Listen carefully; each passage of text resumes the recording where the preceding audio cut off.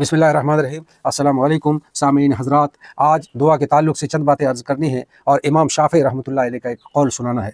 दुआ के बारे में इमाम शाफ़ी रहमतुल्लाह अलैह फरमाते हैं, अतहज़ऊ बिद्दुआ, क्या तुम दुआओं का मजाक उड़ाते हो, व तज़दरीही, और दुआओं को हक़ीर समझते हो, वमा तदरी बिमा सनअत दुआ, क्या तुम्हें मालूम नहीं कि ये दुआ माजी के अय्याम में क्या क्या बड़े बड़े तारीख़ सब्त की है, रब्त की है, तारीख़ दुनिया के ऊपर लिखे हैं।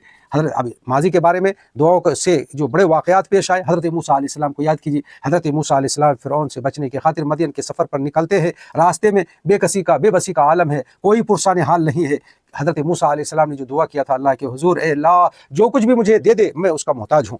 हज़रत अल्लाह ताला के हुज़ूर में ये दुआ कबूलियत को पहुँची और अल्लाह ताला ने सर छुपाने के लिए छत ही नहीं बल्कि हज़रत शुएब अलैहिस्सलाम के यहाँ पहुँचा दिया। हज़रत मूसा अलैहिस्सलाम को शादी भी हुई, यानी रफ़ीक़ सफ़र भी मिली, रफ़ीक़ हयात भी मिल गई और वहाँ सहारा भी मिला। ये दुआओं ही की तो बरकत थी। हज़रत यूनुस अलैहिस्सलाम को दुआओं ही की वजह से मछली के पेट से निकलना नसीब हुआ। इस तरह के तारीख़ में हज़ारों वाक़यात हैं जो दुआओं की वजह से वो गोया कामयाबी नसीब हुई। तो इमाम शाफ़ी फरमाते हैं, दुआ को हक़ीर ना समझो, दुआ सिहामुल लैल वला तुख्ती वलाकिन लहा अमदुन, बस याद रखो कि ये रात के उठने वाले हाथ ये तीर के मानिंद है, ये जो तीर है ख़ता नहीं करती, वलाकिन लहा अमदुन वलिल अमद इनक़िज़ाउ, लेकिन उस अल्लाह ताला ने उस तीर के लगने के निशाने पर लगने के वक्त मुकर्रर कर रखे हैं और उस वक्त का भी वक्त मुकर्रर है। फ़युमसिकु हा इज़ा मा शाअ रब्बी, मेरा रब जब चाहता है उस तीर को यानी उस दुआ को अपने पास रोक लेता है, और वयुरसिलु हा इज़ा नफ़ज़ल क़ज़ाउ, और जब मेरे रब का क़ज़ा वक्त मुकर्रर आ जाता है तो उसको उसके निशाने के ऊपर छोड़ देता है।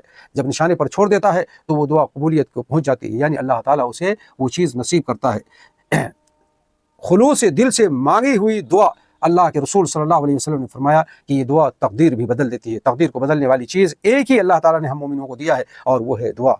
तो अल्लाह के हुजूर खुलूस के साथ दुआ करें और कभी दुआ की कबूलियत से नाउमीद ना हो। आइए हम आपको रूहानी दुनिया के एक शख्सवार हाफिज़ शिराज़ी का एक कौल सुनाते हैं। वो फरमाते हैं, दस्त अज़ तलब नदारम ता काम मन बर आयत, मैं तलब का हाथ यानी दुआओं के उठे हुए हाथ को नहीं गिराऊंगा उस वक्त तक जब तक कि मेरा मकसद पूरा ना हो जाए। या जान रसद बजाना या जान ज़तन बरायत, या तो मेरी जान निकल जाए या फिर मेरी जान सुपुर्द करने के हवाला हो जाए, यानी मरते दम तक मैं दुआओं से अपना हाथ नहीं हटाऊंगा बल्कि दुआएं करता रहूँगा।